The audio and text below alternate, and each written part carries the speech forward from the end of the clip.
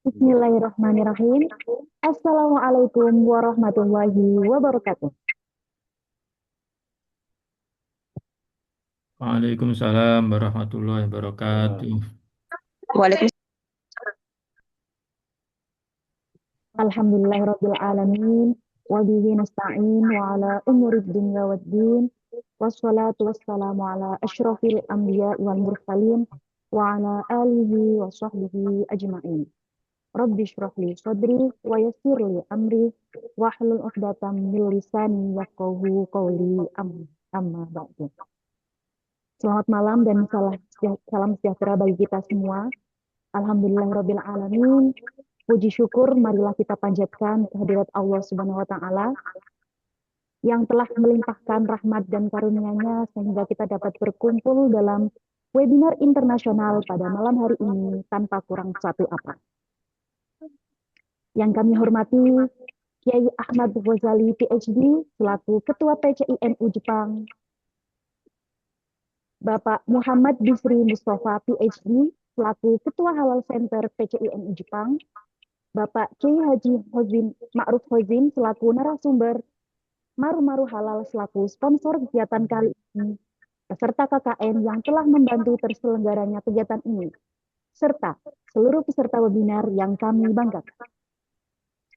Dengan penuh rasa syukur pada malam hari ini, kita akan mengikuti kegiatan Fikih Akwaliyat sebagai panduan dan penguatan ekosistem halal bagi muslim minoritas di era global, serta launching program edukasi dan sertifikasi halal gratis oleh Halal Center PCINU Jepang. Perkenalkan, saya Alifa Muzayana yang akan memandu jalannya acara pada malam hari ini. Adapun susunan acara pada malam hari ini adalah sebagai berikut. Acara pertama pembukaan, dilanjutkan acara selanjutnya adalah sambutan-sambutan. Acara selanjutnya launching program. Penyerahan acara kepada moderator menempati acara yang keempat. Dan acara terakhir penutup.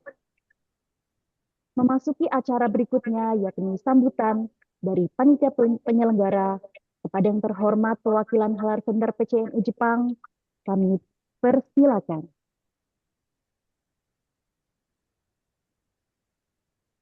Assalamualaikum warahmatullahi wabarakatuh. Waalaikumsalam. Waalaikumsalam warahmatullahi wabarakatuh.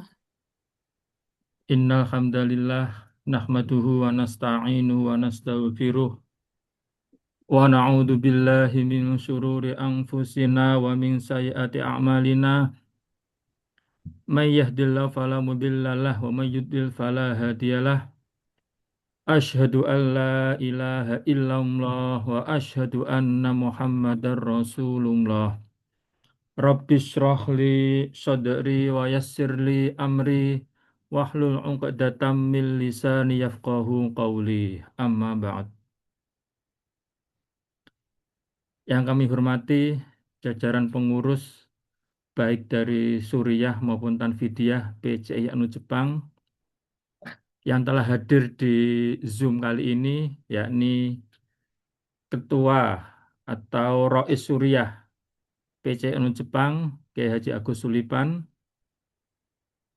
juga Ketua Tanfidiyah Kiai Ahmad Ghazali PhD, dan juga segenap pengurus baik Tanfidiyah maupun Suriah yang berkenan hadir pada malam hari ini. Tak lupa kepada pengurus dari Halal Center PCINU Jepang, dan juga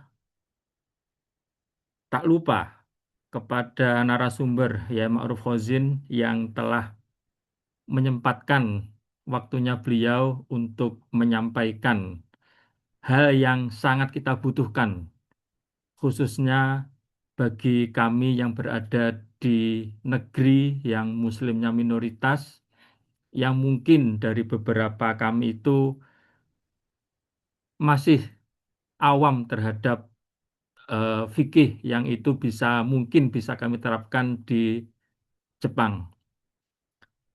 Dan juga kami ucapkan terima kasih kepada Furosato atau teman-teman KKN Internasional Jepang dari UIN Sunan Kalijaga Yogyakarta yang kebetulan saat ini sedang melaksanakan KKN di Masjid Weda. Dan juga kami sapa dari warga Nahdliyin, baik yang ada di Jepang, yang ada di Indonesia, kemudian juga ada Nahdliyin yang berasal dari Jerman dan juga Hong Kong, yang sama-sama kita haus terhadap kebutuhan fikih yang istilahnya itu fikih yang ringan, khususnya untuk negara yang minoritas. Dan juga seluruh peserta yang telah hadir pada kesempatan hari ini. Yang pertama, izinkan kami mengucapkan rasa syukur kehadirat Allah Subhanahu wa Ta'ala, yang mana pada kesempatan hari ini telah mentakdirkan kepada kita semua untuk hadir via online dalam rangka melaksanakan webinar dengan tema Fikih Aqolliyat sebagai panduan dan penguatan ekosistem halal, serta launching program sertifikasi halal yang saat ini kami khususkan untuk diaspora Indonesia yang ada di Jepang. Yang kedua, sholawat serta salam, marilah kita panjatkan kehadirat Muhammad Sallallahu Alaihi Wasallam biqauli Allahumma sholli wa sallim wa barik alaih, dengan harapan semoga kita beserta keluarga diakui sebagai umatnya sehingga memperoleh syafaat besok di yaumil kiamah. Amin amin ya rabbal alamin. Sebelumnya di sini saya akan menyampaikan eh, kenapa kok dari Halal Center itu mengadakan webinar dengan tema fikih aqolliyat. Karena ya tentunya itu sebuah isu yang umum bagi negara Muslim yang minoritas, yakni di Jepang itu meningkatnya jumlah Muslim, baik itu diaspora yang itu memang tujuannya untuk bekerja maupun wisatawan. Dan meningkatnya jumlah Muslim tersebut berdampak terhadap kebutuhan informasi halal yang akurat dan terpercaya. Mungkin saat ini kita sebagai awam yang ada di Jepang itu taunya kalau makanan halal itu pokoknya bukan babi, bukan celeng, itu halal. Itu orang yang awam. Nah, mungkin nanti eh, pemahaman yang simpel ini akan dijelaskan lebih detail oleh narasumber, yakni Yai Ma'ruf Khozin. Apa saja sih yang halal itu? Kemudian data yang kami peroleh dari pendaftaran itu kami juga melakukan survei. Kenapa sih kok ikut webinar kali ini? Ada salah satu pertanyaan. Pertanyaannya ini adalah apakah kita cukup istilahnya itu mengetahui informasi halal atau haram dari suatu produk itu hanya berdasarkan ingredients, berdasarkan komposisi, dan ada beberapa pertanyaan lain yang mungkin di sini tidak bisa saya sebutkan. Nah, dari beberapa permasalahan-permasalahan yang telah kami himpun dari survei yang kami lakukan mulai pendaftaran, itu nanti secara garis besar akan disampaikan oleh Yai Ma'ruf Khozin. Selain itu, selain untuk webinar, kita juga launching dari program sertifikasi halal yang tentunya tujuan dari sertifikasi halal itu adalah untuk mempermudah para diaspora maupun para wisatawan untuk memperoleh restoran yang halal. Karena ya namanya negara minoritas itu terkadang di satu resto itu menjual produk halal tetapi juga menjual produk non haram. Misalkan kita sebut mereka menjual makanan produk apa ya? misalkan pecel lah misalkan. Tetapi di resto yang sama mereka juga menjual alkohol dan sebagainya. Nah, itu nanti goal yang akan kita laksanakan pada sertifikasi halal ini adalah kita mensertifikasi produk tersebut, bukan mensertifikasi restoran. Kurang lebih seperti itu, jadi program yang akan kami laksanakan nanti secara detail akan dijelaskan pada sesi berikutnya.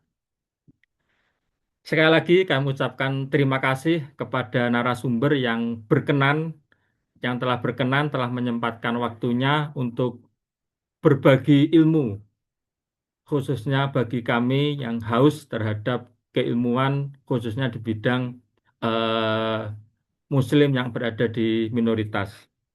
Kemudian eh, harapan kami dari kegiatan webinar kali ini dan launching itu adalah kita bisa memanfaatkan kesempatan ini untuk berdiskusi secara detail kepada narasumber terhadap masalah-masalah yang mungkin ditemukan oleh para diaspora maupun wisatawan yang berada di Jepang maupun di negara-negara yang Muslim minoritas. Kemudian kami juga mengucapkan banyak terima kasih kepada seluruh pihak yang telah berkontribusi, khususnya bagi PCINU Jepang, kemudian kepada Halal Center, dan juga kepada teman-teman KKN dari UIN Sunan Kalijaga, serta kepada sponsor yang telah berkontribusi pada kegiatan malam hari ini. Baik, di sini saya tidak akan memberikan sambutan terlalu panjang karena saya yakin para peserta di sini tujuannya tidak mendengarkan sambutan kami, tetapi eh, mencari ilmu atau mendengarkan taujah-taujah yang akan disampaikan oleh Yai Ma'ruf Fazin. Wabillahi taufiq wal hidayah. Assalamualaikum warahmatullahi wabarakatuh.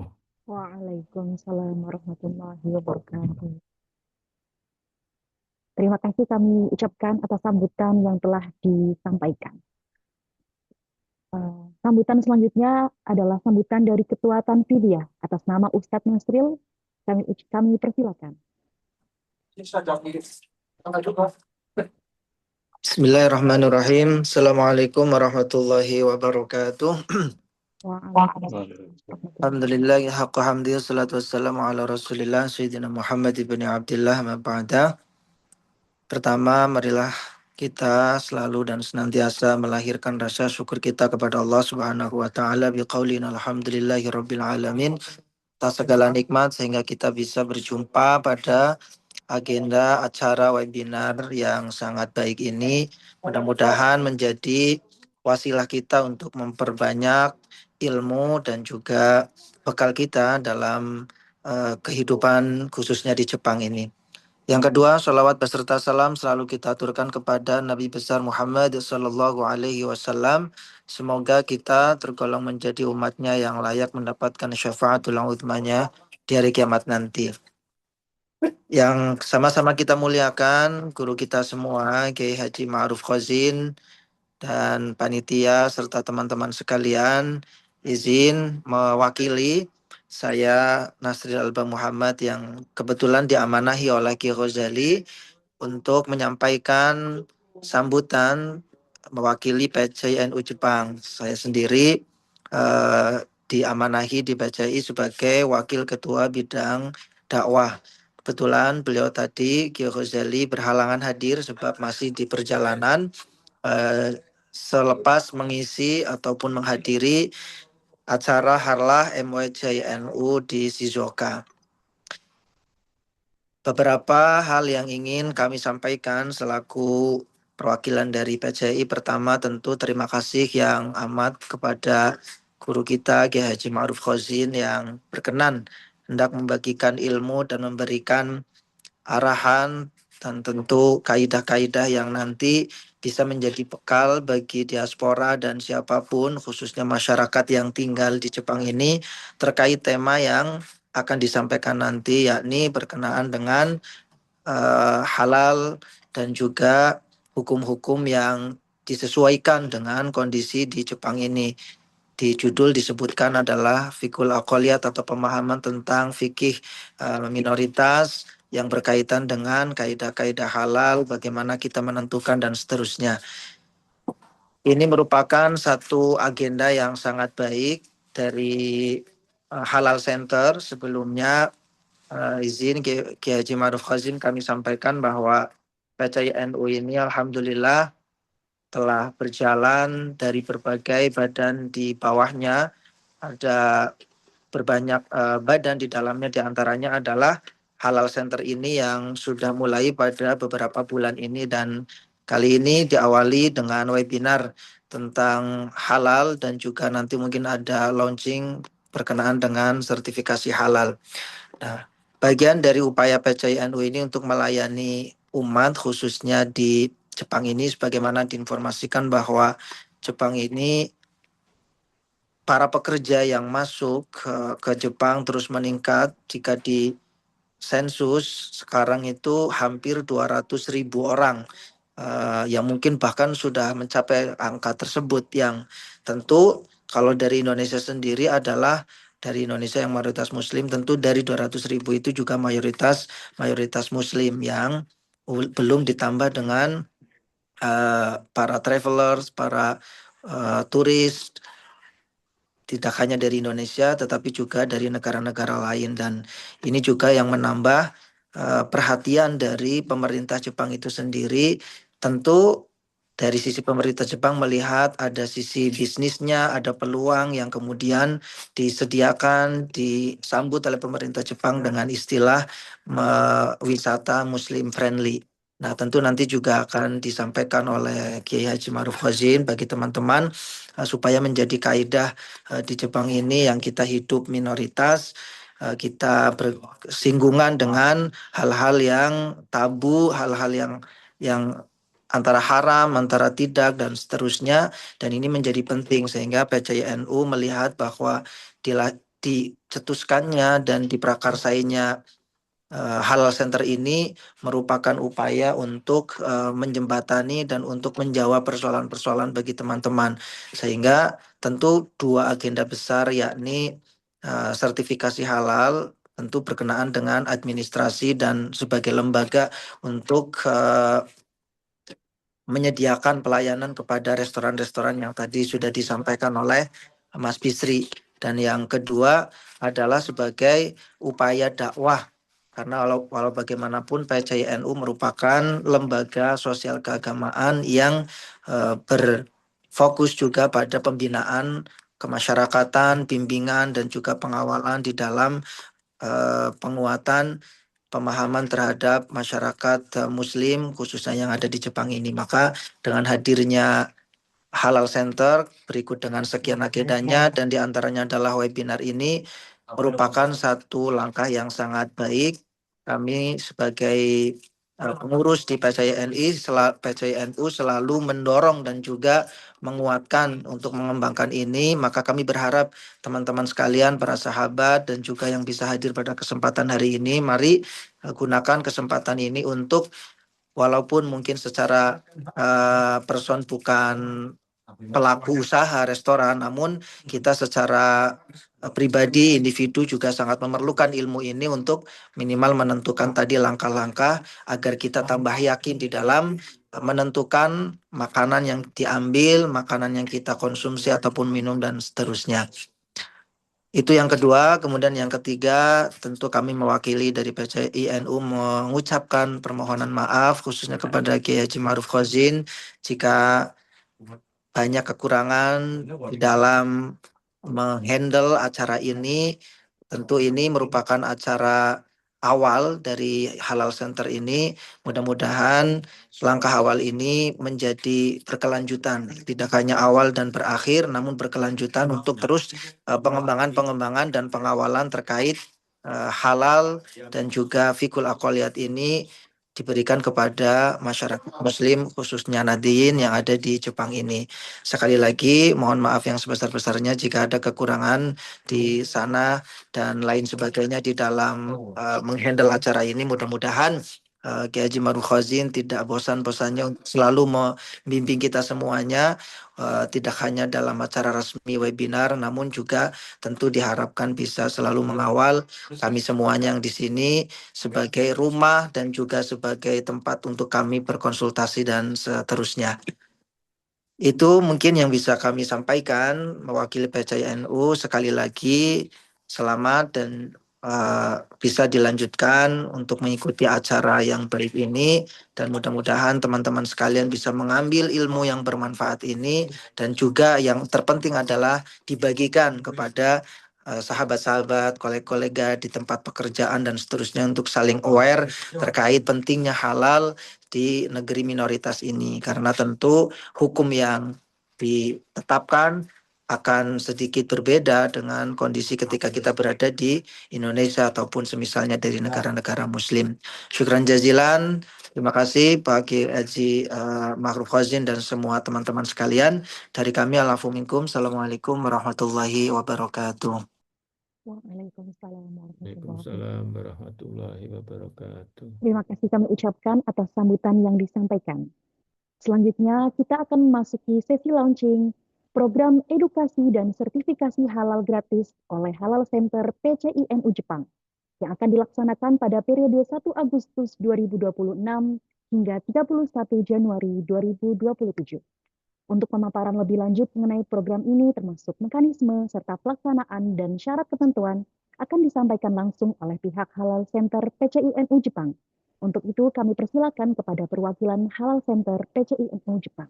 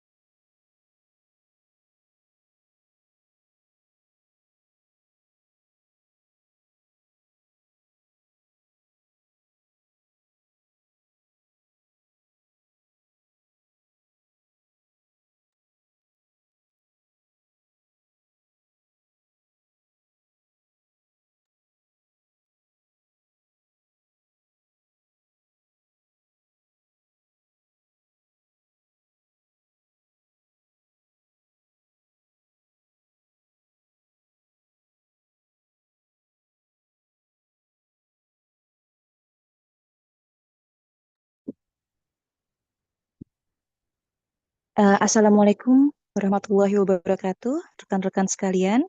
Terima kasih sekali untuk Pak Yai dan Bu Nyai yang sudah hadir, terutama untuk narasumber kita, Kiai Haji Ma'ruf Khazin. Terima kasih sekali atas kesediaannya untuk mengisi acara webinar kali ini. Berikutnya, saya hendak mengenalkan juga website official kami dari Halal Center PCINU Jepang. Rekan-rekan di sini bisa melihat berbagai servis dari kami dan terutama mengenai tentang alur sertifikasi halal yang disediakan oleh Halal Center PCINU Jepang.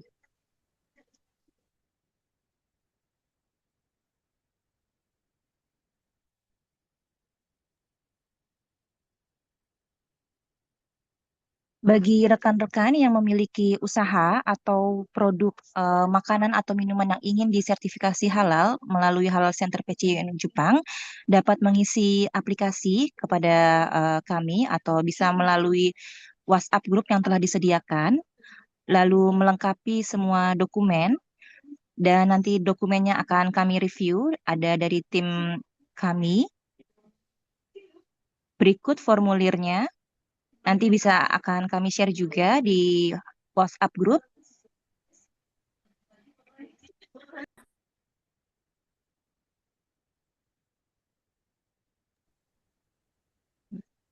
Di sini ada nama pelaku usaha, nama perusahaan, alamat perusahaannya, dan teleponnya. Lalu apabila ingin lebih diusahakan sudah memiliki izin usaha di Jepangnya dan menyertakan jenis usaha, jenis produk yang ingin disertifikasi halal beserta kandungannya. Dan template-nya sudah kami sediakan, teman-teman bisa meng-download dan meng-upload ulang setelah diisi lalu di-upload ulang. Kemudian di-submit.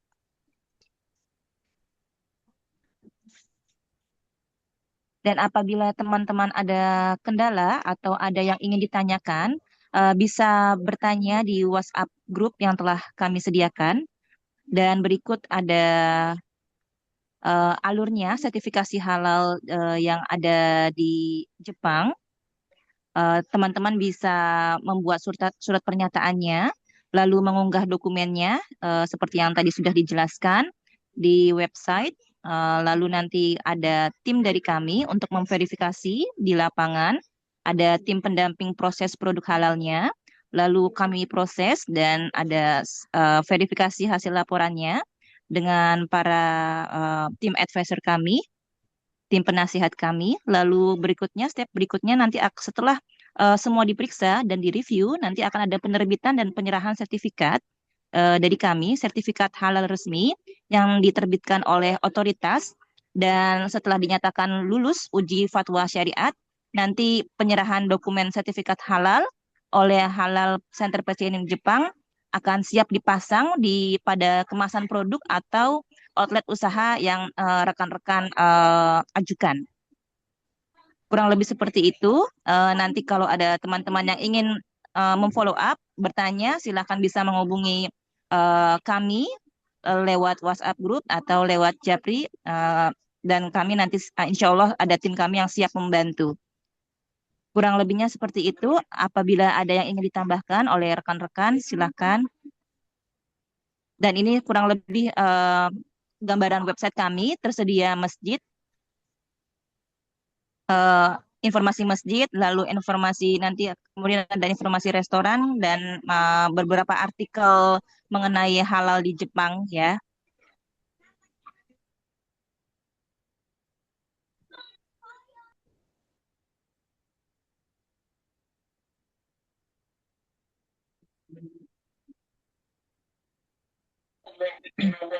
Baik, selanjutnya saya serahkan kembali kepada MC. Terima kasih banyak. Selamat malam. Kepada pihak Halal Center kami ucapkan terima kasih. Acara selanjutnya adalah acara inti. Namun sebelumnya kita akan mengadakan sesi dokumentasi. Silakan kepada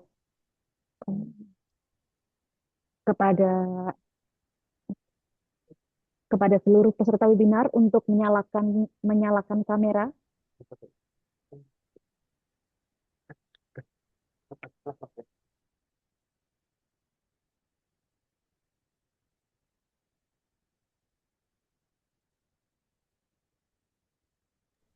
Baik, kepada operator bersiap. Kita mulai dari slide 1. Dalam hitungan 3, 1, 2, 3.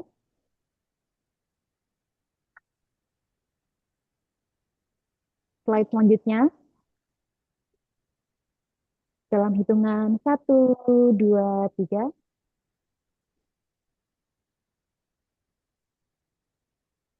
Slide terakhir. Dalam hitungan 1, 2, 3. Baik, terima kasih. Baik. Hadirin yang berbahagia, acara selanjutnya adalah seluruh rangkaian acara inti, yang mana yang kita tunggu-tunggu, mulai dari pembukaan CV narasumber, penyampaian materi, hingga acara sesi tanya-jawab. Selanjutnya akan dipandu oleh moderator.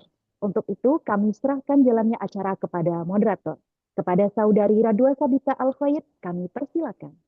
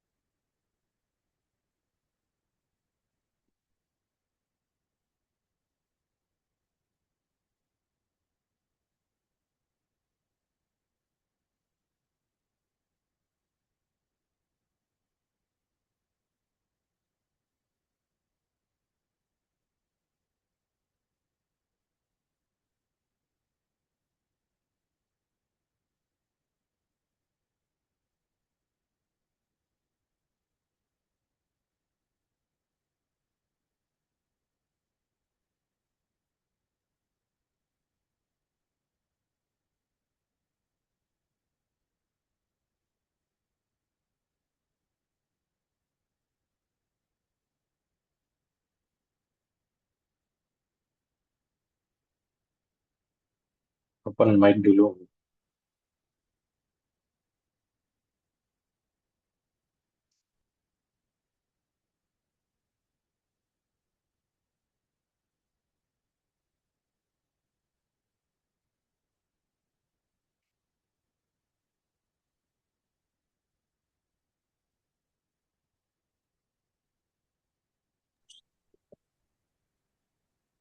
Baik, terima kasih kepada MC atas waktu dan tempat yang telah diberikan.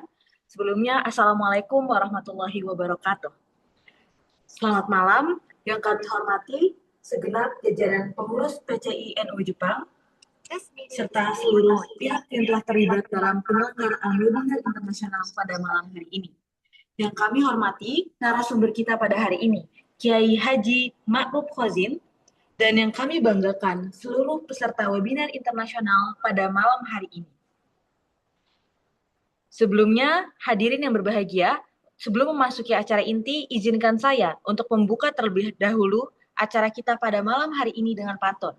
Harap Bapak dan Ibu sekalian untuk memberikan cakepnya.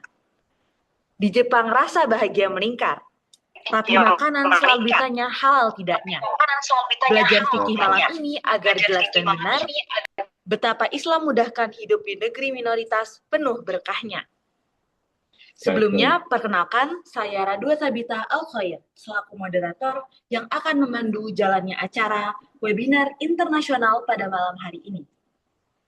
Hadirin yang berbahagia, pada masa global saat ini telah terjadi perpindahan pergeseran penduduk, di mana antara satu negara ke negara lain mulai terjadinya pergeseran penduduk.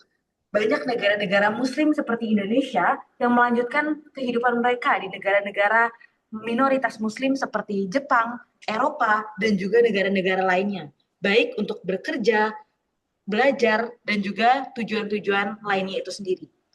Dalam kondisi demikian, Islam tidak hanya menjadi identitas sebagai seorang muslim belaka, tapi juga sebagai cara pengarah dalam kehidupan dan juga prinsip dalam menjalani kehidupan sehari-hari. Sebagai minoritas muslim seperti di Jepang itu sendiri, banyak dari masyarakat muslim seperti kita yang mengalami sebuah dilema, di mana dalam kehidupan sehari-hari, untuk memenuhi kebutuhan vital dan juga kebutuhan primer, yaitu makan dan juga minum mengalami banyak hambatan. Terutama dilema apakah makanan ini halal, apakah boleh dikonsumsi, apakah boleh membeli A, B, dan C, dan hal-hal lainnya.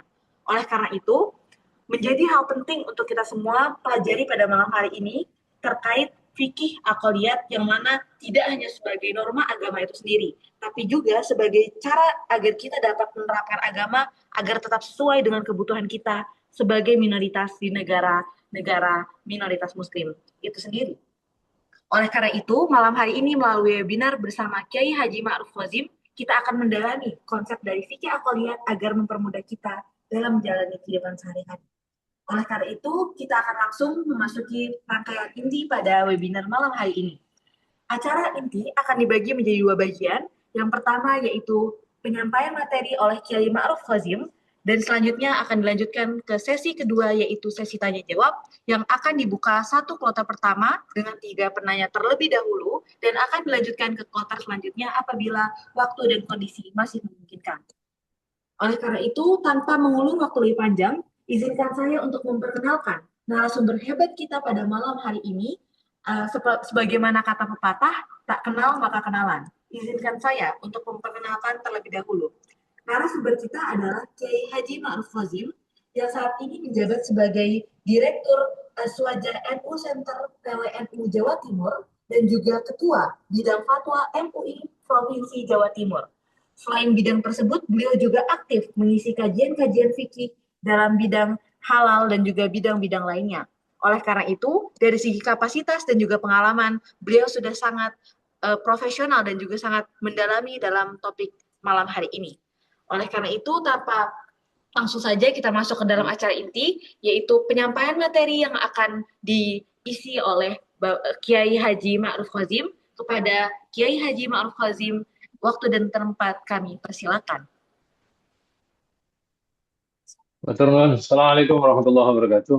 Alhamdulillah, salatu wassalamu ala rasulillah Sayyidina Muhammad ibn Abdullah wa ala alihi wa sahbihi wa mawala ma ba'du. Yang sangat saya muliakan WNI, warga negara Indonesia yang ada di luar negeri, terkhusus yang ada di Jepang, dari teman-teman PCI, dan juga mungkin dari teman-teman NU Jerman, teman-teman NU di Hong Kong, dan juga teman-teman NU di Taiwan, kalau tidak salah. Jadi kita mengkaji tentang halal ya, tapi halal di sini yang dimaksud ada dua tipikal halal ya. Kalau yang kita kaji malam ini adalah halal dalam arti produk halal, bukan halal dalam arti yang lain. Kalau jodoh, nah, jodoh itu halal ya, itu tempatnya di KUA, bukan di kajian kita, bukan ya. Jadi kalau halal apa namanya, halal dalam arti laki-laki dan perempuan itu nanti kajiannya sendiri dengan kepala KUA. Tapi kalau dengan saya kajiannya adalah halal dalam arti produk. Karena ini aku lihat ya. Jadi aku lihat itu tidak hanya teman-teman, kita awali dengan candaan saja dulu supaya tidak terlalu tegang-tegang. Jadi kita awali, alhamdulillah, saya mengawali kehidupan di luar negeri itu di Taiwan. Saya di Taiwan itu kurang lebih seminggu. Saya di Taiwan diminta untuk kajian aswaja sebenarnya. Maka begitu saya mengkaji aswaja, pertanyaannya berbeda. Pertanyaannya justru fikih semua.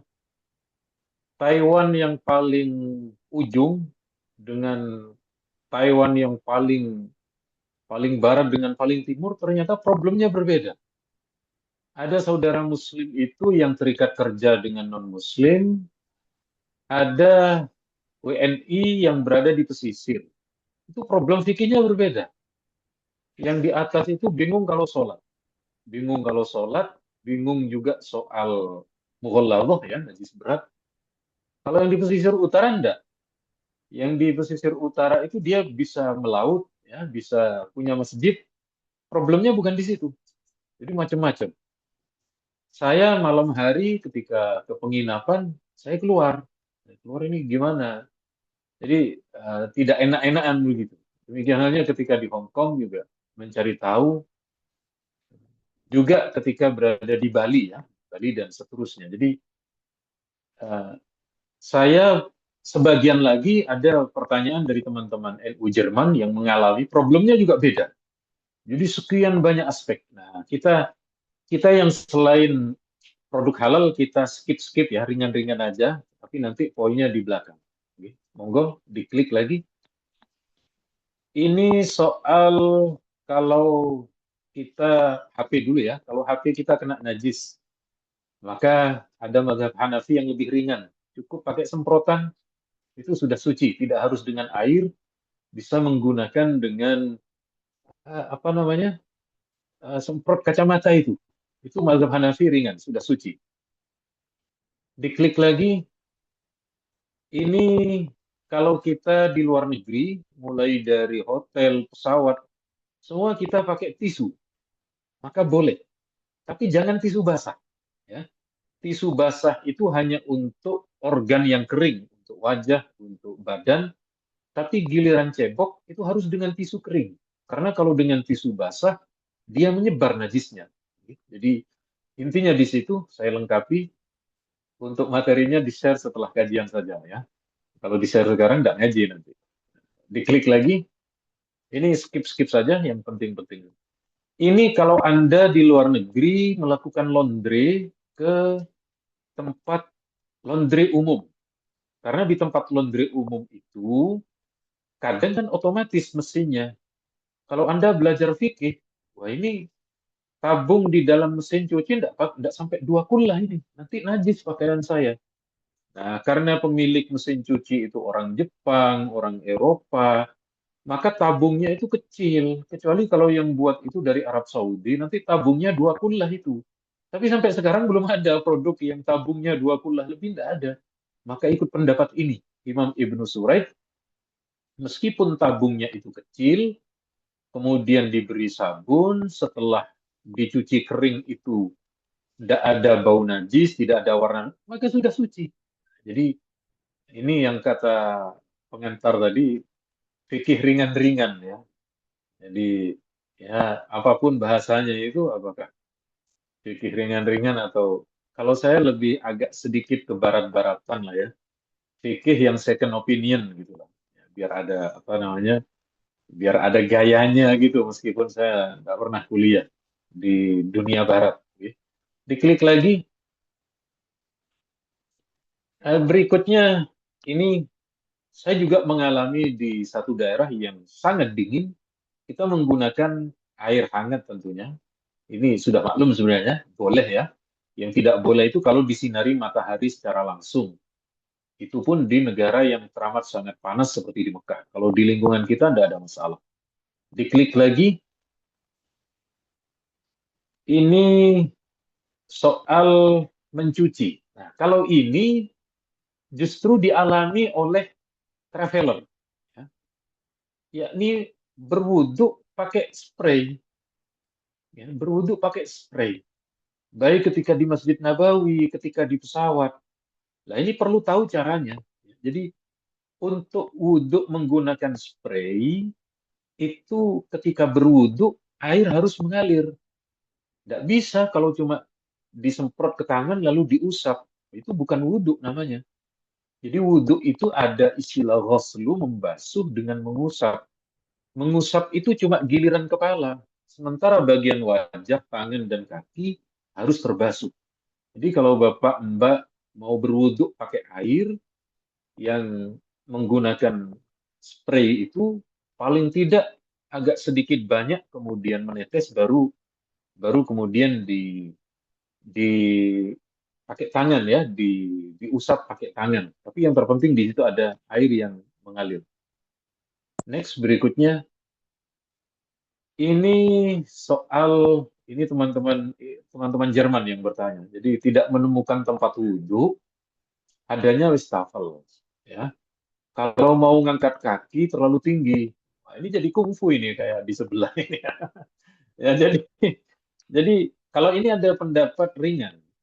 Pendapat ringan bagaimana? Giliran kaki tidak usah dibasuh, cukup diusap. Nah, ya, kalau ada kaki, ada pendapat yang ringan. Jadi diusap itu tidak harus dretes, tidak harus mengalir.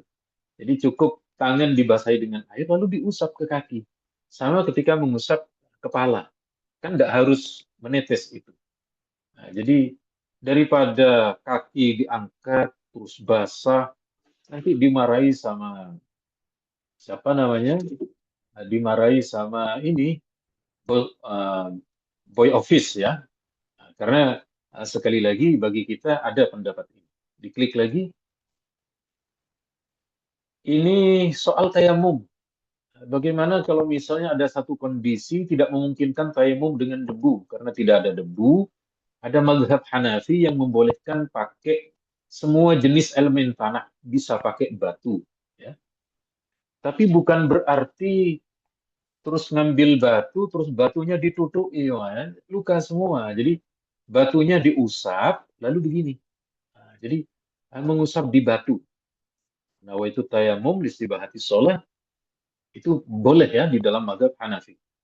Jadi pada intinya beberapa keringanan itu kita jumpai dalam mazhab Hanafi karena memang ulama Hanafiyah itu berada di Timur Tengah ya dengan kondisi yang berbeda dengan mazhab Syafi'i. Next berikutnya ini,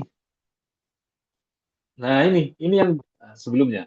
Oh ini najis mughalladah ini dialami teman-teman kita yang ada di Hong Kong, ada di Taiwan sisi selatan yang dia bekerja kepada majikan non-muslim yang mau tidak mau memasak dengan fikih kita mengenal najis mughalladah.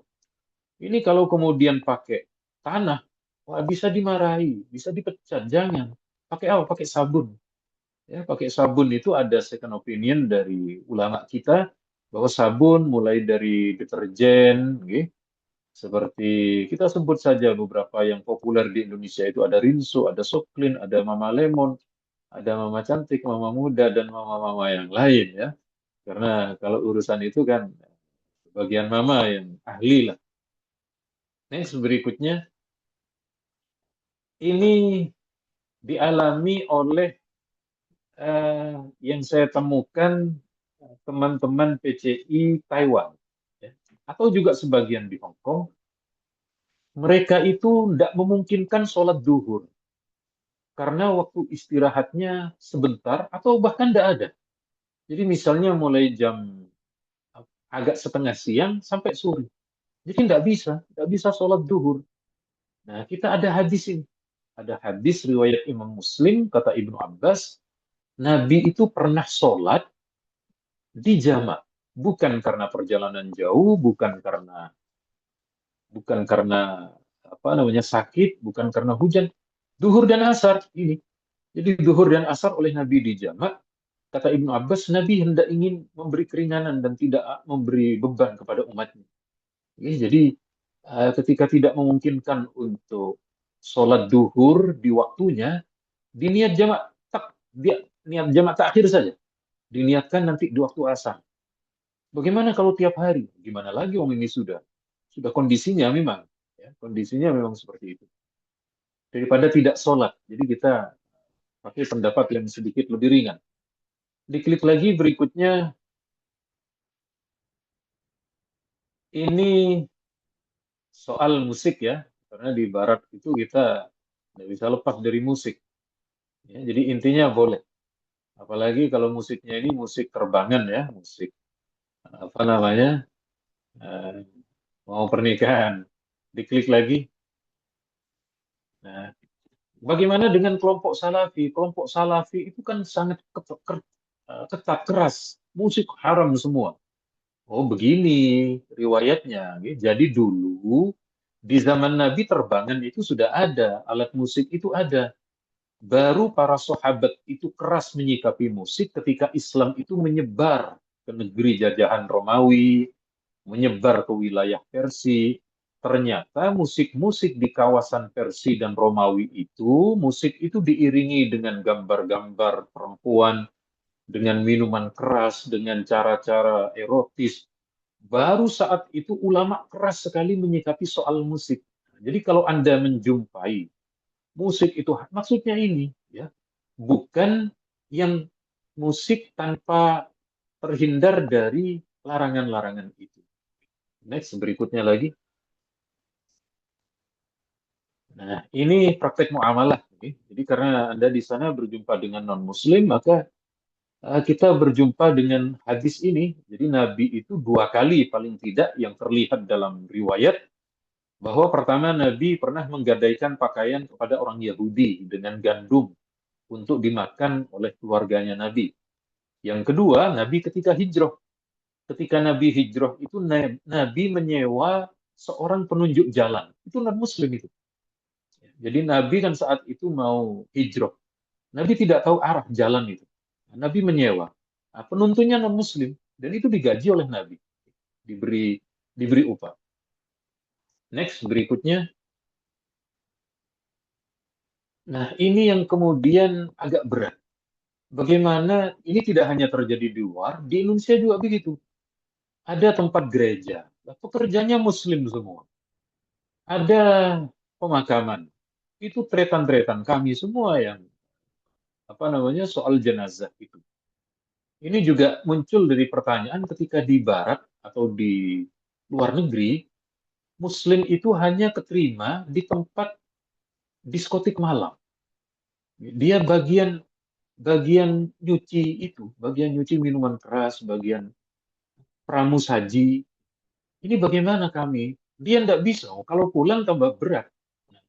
Maka ada pendapat dari ulama Hanafiyah lagi, kalau ada seorang Muslim bekerja kepada non-Muslim, apakah itu tempat ibadah ataupun khomer ataupun yang lain, tidak ada masalah, ya.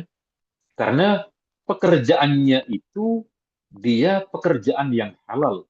Soal barangnya haram itu kan milik orang lain itu. Itu milik dia sudah tahu itu kalau itu terlarang, tetapi sekali lagi kita mengambil satu situasi kondisi panjenengan berada di negara yang di situ minim atau muslimnya minoritas. Next berikutnya, nah ini mulai masuk materi inti insya Allah. Next, ini terkait dengan, jadi itu soal fikih akoliyat di bidang ibadah, di bidang interaksi sosial, yang tidak sampai masuk ke dalam perut. Ya. Nah, kita, orang Muslim, ada satu tuntunan untuk menjaga organ ini, agar organ itu betul-betul diisi dengan halal. Kenapa? Karena ada hadis Nabi, ayyuma lahmin nabata min haram, fannaru aula bih. Kalau ada di antara organ tubuh kita yang kemasukan benda haram, maka neraka lebih tepat baginya. Ini bagi yang sengaja, bagi yang tidak takut kepada Allah, bagi yang melanggar tidak ada darurat, dan seterusnya. Jadi kata Kiai Zainuddin MZ, kalau orang itu sudah mengkonsumsi barang haram, dia akan ketagihan barang haram yang lain. Akhirnya terus barang haram itu masuk ke sekujur tubuh, akhirnya di dalam diri dan jiwa mereka itu yang ada adalah nanti malam mau nyatroni rumah mana, besok mau nyolong di mana, lusa bagaimana cara mendapatkan itu lagi, karena sudah sekujur tubuh. Kata Kiai Zainuddin MZ juga, tidak ada mereka yang makan makanan haram, lalu kepikiran pengen nyumbang masjid, itu tidak ada. Jadi sekali lagi betul, na'udzubillah, semoga kita dilindungi oleh Allah untuk ini ya, untuk di bagian organ ini kita betul-betul jaga selama tidak ada unsur kedaruratan. Kalau ada unsur kedaruratan, ada keringanan. Diklik lagi. Ini adalah sembelihan ahli kitab ya. Ini juga kasusnya beda-beda. Karena mungkin di Jepang, agama yang terbesar mungkin tahu ya, ahli kitabnya juga mungkin berbeda. Kalau di dalam Al-Quran, kehalalan sembelihan itu adalah dari Yahudi Nasrani. Ya. Bagi Yahudi Nasrani, kalau ini kecenderungan ulama kita hari ini memakai. Jadi kalau itu dari mana namanya, dari Eropa yang mayoritas adalah Katolik misalnya, tidak ada masalah. Tetapi berbeda dengan Hong Kong, dengan Taiwan, atau negara Cina, mereka bukan ahli kitab. Bahkan sebagian dari besar itu ateis. Nah, suatu ketika saat saya di Taiwan itu hampir tiap bulan ada mu'allaf. Ya, ada mu'allaf. Saya tanya ke mbak-mbak itu, Mbak, kalian suami punya agama apa? Dia kosong, tidak beragama. Jadi cara mengisinya mereka lebih mudah untuk dimu'allafkan. Ya, jadi ini kalau ke depan Taiwan itu banyak orang Taiwan yang masuk Islam, ini ya 20-30 tahun lagi anaknya sudah banyak yang Muslim itu. Ya. Nah, jadi untuk yang ini sekali lagi tidak ada masalah, ya. Tidak ada masalah kalau itu dari Yahudi Nasrani. Bagaimana kalau agama selain Yahudi Nasrani? Nanti di bagian terakhir ada tahapannya. Cuma ya, untuk di MUI Indonesia ya, ada beberapa kriteria keluarnya fatwa halal. Pertama itu mulai dari bahan, kedua itu proses, dan ketiga itu nama. Jadi nama itu pengaruh. Jadi di Indonesia, makanya saya bagus tadi yang disampaikan oleh salah satu, saya lupa tadi dari teman-teman itu, yang dilakukan oleh teman-teman PCNU Jepang itu mensertifikat produk, bukan tokonya, bukan bukan warungnya. Karena di Surabaya itu ada satu warung sampai sekarang tidak bisa keluar sertifikatnya. Makanannya halal. Ada dua, setahu saya ada dua. Yang pertama adalah warung namanya Rawon Setan. Rawon kan halal, isinya daging mengambil dari tempat penyembelihan yang halal. Tapi sampai sekarang MUI tidak bisa mengeluarkan. Nanti akan ditanya, itu kok ada setan kok halal? Kan namanya kan Rawon Setan itu. Nanti ada setan halal, maka tidak bisa nama itu. Yang kedua, di Surabaya itu ada caci maki. Caci maki khas Surabaya ya, tidak perlu saya sebut karena khawatir nanti Jadi di Surabaya itu ada satu caci maki ya. Nah, caci maki ya bisa Anda carilah nanti di Google. Lalu Ada warung di Surabaya itu buat sambel caci maki itu. Nggak bisa keluar, fatwanya nggak bisa keluar. Nanti kalau fatwa halalnya keluar, nanti dikira caci makinya itu boleh. Jadi sekali lagi, ini satu ketentuan di Indonesia. Saya tidak tahu nanti. Nah, makanya teman-teman PCI Jepang sebelum nanti membentuk tim fatwa itu ada regulasinya, ada aturannya. Oke. Nanti saya sampaikan ke mas-mas ini, ke para dokter, bagaimana kriteria. Buat perbandingan saja. Buat perbandingan. Jadi di Indonesia kalau ada, di sini pernah hampir kemasukan namanya daging babi sintetis. Ya, daging babi sintetis, bukan babi betulan, itu dari Singapura. Jadi ada apa namanya? Ada ini vegetable. Apa vegetable itu? Vegetable. Apa ya?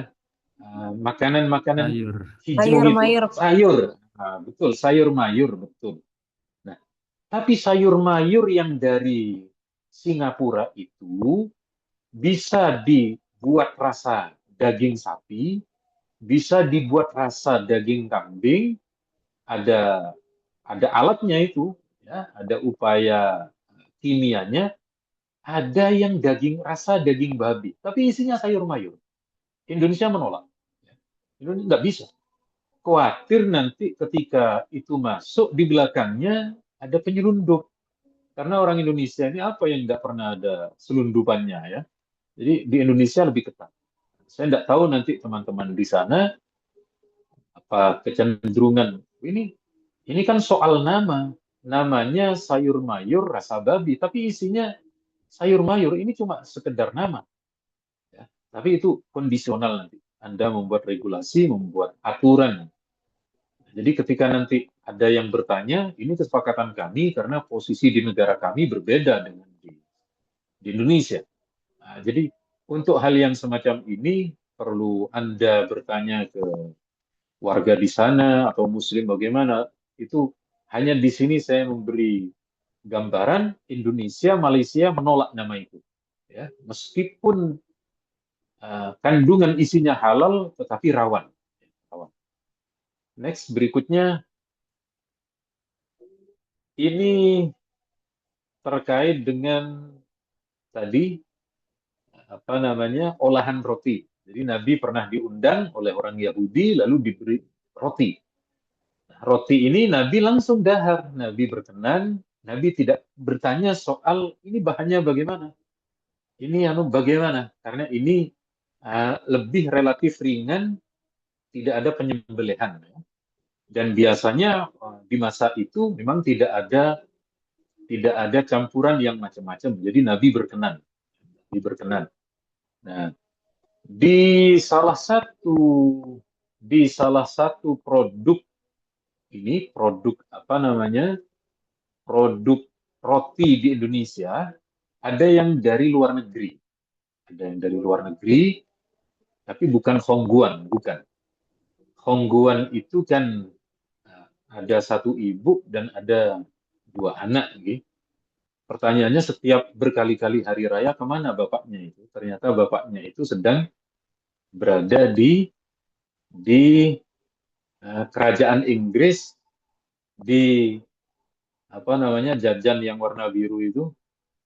Dia sedang bertugas jadi penjaga di kerajaan Inggris. Apa itu namanya? Munde. Ya, pokoknya itulah. Betul. Bapaknya sedang jadi petugas di Monde. Betul. Jadi dari Uru kan orang-orang bertanya itu. Hanya guyonan saja. Diklik lagi berikutnya. Next. Nah, ini bagaimana? Ini dulu pernah ya. Dulu seingat saya 2 tahun yang lalu dengan teman-teman PCINU Jerman.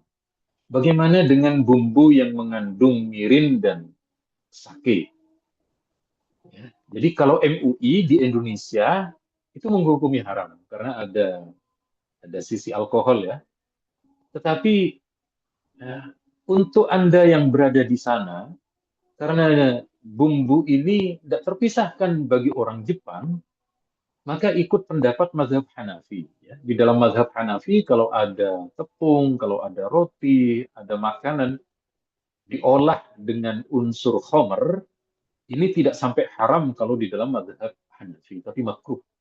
Ya, jadi ini dulu sempat saya sampaikan, karena kalau ini terjadi ya, mungkin dapat menyinggung orang Jepang, sementara kita di sana adalah pendatang.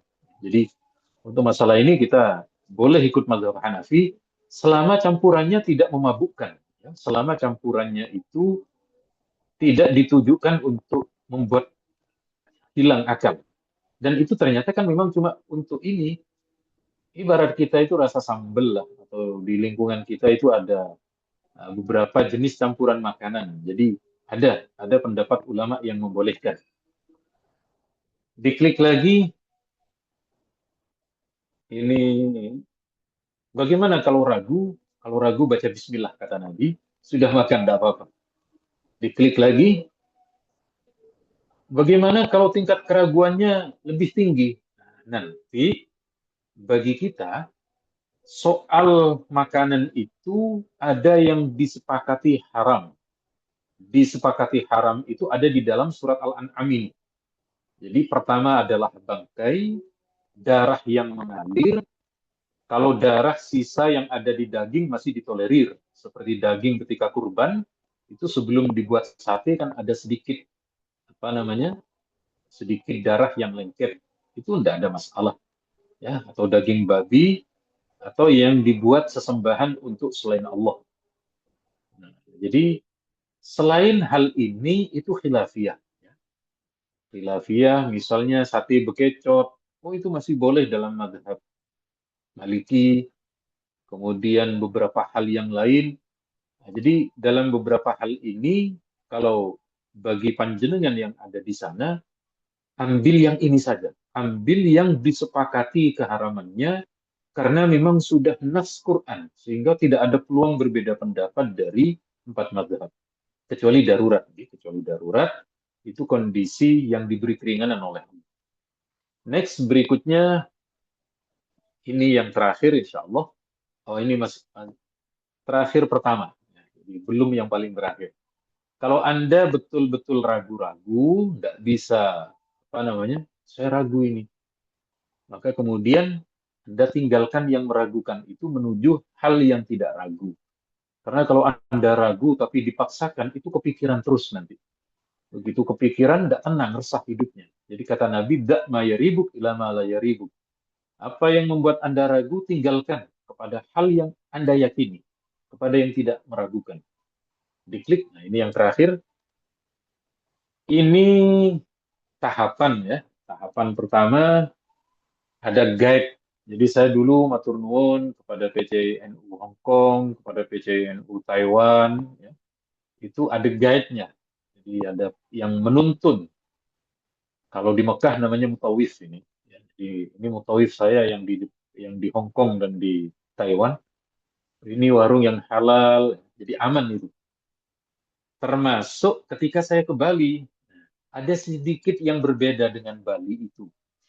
Kalau ke Bali, itu kalau bertanya di mana makanan halal, orang Bali tersinggung. Karena pertama, dianggap warungnya itu warung haram. Dan kita tahu di sini bahasa haram itu tingkat berat. Di samping itu, saudara-saudara kita di Bali itu agak resisten dengan kata-kata syariah, kata-kata Islam, kata-kata halal sejak ada kejadian bom Bali itu. Maka untuk yang di Indonesia, ada satu kata kunci yang enak dan tidak membuat orang Bali tersinggung, yakni warung Jawa. Pak, di mana warung Jawa? Wah, itu kalau warung Jawa, alhamdulillah aman. Ya, karena kita di Jawa, kehidupan makanan Islaminya sudah melimpah, ya, sudah aman insya Allah. Nah, demikian halnya ketika di sana, cari warung Jawa. Atau yang dari Tegal, warung Tegal. Atau yang dari Sumatera Barat, warung Padang. Ya. Nah, kalau bisa Anda juga memiliki kerabat atau kenalan dari orang Padang lah ya. Karena insya Allah orang Padang itu nanti yang akan memberi bantuan kita kelak saat kita di akhirat. Yakni ketika di Padang Mahsyar. Di Mahsyar itu kan ada Padangnya itu. Nah, jadi mungkin kalau punya teman orang Padang nanti bisa diberi makanan di Padang Mahsyar itu berupa makanan Padang ya. Sama-sama ada Padangnya. Kemudian kalau ternyata tidak ada guide, tidak ada yang nuntun, tidak ada mutawifnya, maka cari makanan yang aman seperti vegetarian sayur mayur tadi atau telur dengan ini telur rebus. Kalau itu telur mata sapi, telur dadar, itu kan kemungkinan minyaknya atau kemungkinan panci untuk memasaknya. Kalau masih ragu, tapi kalau Anda tidak ragu, tidak ada masalah. Oke. Jadi sekali lagi lebih aman vegetarian ini atau vegetable. Saya punya teman orang Madura dulu, kursus bahasa Inggris. Ini kisah nyata kalau ini. Orang Madura itu pas hafalan vocabulary itu, hafalan kosakata bahasa Inggris, ya, ada satu kata vegetable. What is the meaning of vegetable? Dia bingung. Table itu artinya adalah meja. Kalau vegetable, taplak meja. Jadi vegetable itu taplak meja. Ya akhirnya ketawa semua orang-orang di ruangan ini. Jadi padahal ini adalah sayur mayur. Makanya saya tadi vegetable itu belum menemukan kosakata sayur mayur karena teringat meja taplak meja tadi. Jadi sekali lagi pada intinya ini yang agak aman. Kalau masih ragu lagi, ada hadis berikut ini dibasuh dulu. Ya. Dibasuh dulu, pancinya dibasuh, kemudian ini baru boleh. Baru boleh dengan mencuci itu. Nah, di Indonesia kita berjumpa dengan warung-warung atau rumah makan milik non-Muslim. Nah, auditor kami tadi yang disampaikan oleh Mbak tadi ya, Mbak Gita, itu kalau di MUI namanya auditor. Nah, jadi dia yang mengaudit bagaimana olahannya, bagaimana campurannya, bagaimana prosesnya, itu auditor. Auditor itu nanti di Indonesia, itu kalau rumah makan milik non-Muslim, di antara yang diperiksa itu kulkasnya. Kalau ternyata punya 2 kulkas, keluar sertifikat halal. Ya, keluar sertifikat halalnya keluar. Tapi kalau ada 1 kulkas yang berisi daging halal dan daging babi, MUI tidak bisa mengeluarkan. Dan ternyata orang-orang non-Muslim, Chinese itu, dia menyediakan. Karena mereka, bagi mereka customer itu adalah rezekinya, kan pintu rezekinya. Nah, jadi sekali lagi, ini terkait dengan hal semacam itu. Ya. Jadi tim teknis ketika mengaudit itu biasanya pakai sistem centang. Ya. Jadi olahan daging makanan halal dan haram kecampuran apa enggak, mana rawan titik bertemunya, termasuk panci dan beberapa tempat yang lain. Kita upayakan itu. Tetapi kalau kemudian memang sama sekali tidak ada cara kecuali membeli itu, maka berlaku ayat ini, ayat darurat yang membolehkan. Ini pernah dialami oleh istrinya, ada seorang dokter penelitian di Hong Kong atau di Beijing kalau tidak salah. Nah, karena dia tidak punya kenalan PMI, tidak punya kenalan WNI, istrinya ini cuma makan mie saja selama berminggu-minggu. Pulang ke sini sakit. Ya, pulang ke sini akhirnya kekurangan. Nah, jadi sekali lagi, ini kemudian nanti sangat terbantu, paling tidak, kalau sesama PMI, kan mereka komunikasinya intens. Ini semacam ada apa ya? Semacam ada hotline atau bagaimana di negara tersebut menghubungi, terutama kita orang NU melayani itu, ya. Melayani. Sebab yang datang ke sana itu kan mereka kebanyakan adalah orang yang memang mencari hiburan, tapi juga ingin mencari yang halal. Maka sekali lagi, dari saya cukup sekian, matur nuwun, informasi tambahan yang lain, ataupun juga tanya jawab, monggo dengan senang hati saya persilahkan. Baik, terima kasih banyak kepada Kiai Haji Ma'ruf Hozin atas materi yang sangat sangat menarik ya, Bapak Ibu sekalian, untuk kita gali lebih lanjut. Oleh karena itu, kita lanjut kepada sesi selanjutnya, yakni adalah sesi tanya jawab. Saya akan buka satu kloter terlebih dahulu. Untuk 3 penanya pertama, saya persilakan bisa memberikan pertanyaan, bisa unmute langsung atau bisa juga lewat chat.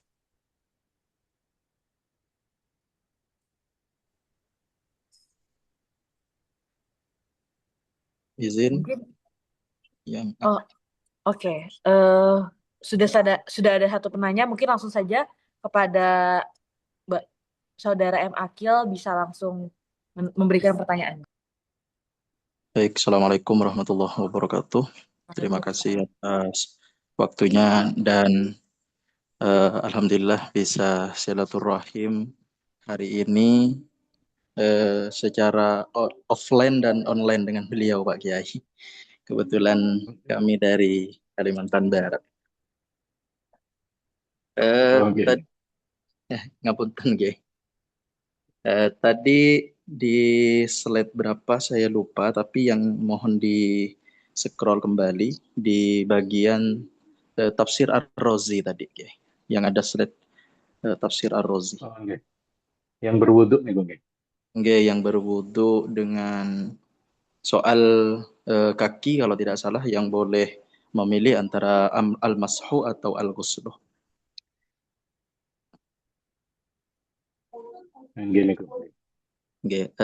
Menarik sekali dan menjadi pengetahuan baru bagi saya yang agak minim pembacaan dalam hal ini. Dan menariknya adalah ternyata yang sepaham saya, yang sepaten bahwa di Al-Quran